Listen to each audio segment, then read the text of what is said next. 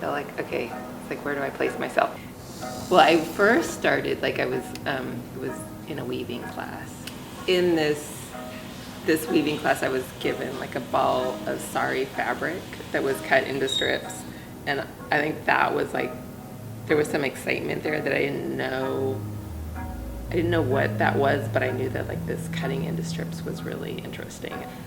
And kind of doing different things with them and not really finding exactly what I wanted to do. I was like coming up with forms that were odd, that I'm like, okay, this is interesting, but I don't know where it's going. I've been cutting things, fabric into strips for a couple of years now.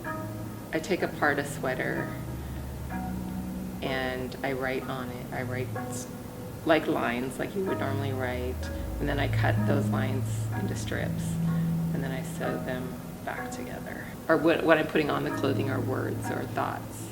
And those thoughts they're concealed in some ways, and some ways are expressed. So there's like these private thoughts on this public thing that's worn in the public.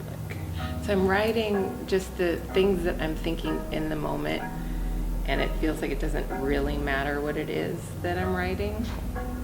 It's a vulnerable space. It's like I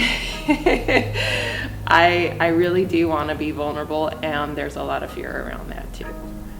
What it ends up becoming is this maybe in-between place or in-between space that kind of has both a public and private, this desire to express but also hold back.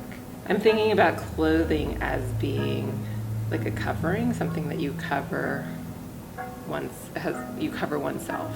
It becomes something else. They end up feeling kind of like landscapes and textures. So there's this very formal quality to them, but also there's richness underneath. As they develop, I feel like I'll find out more about what they are.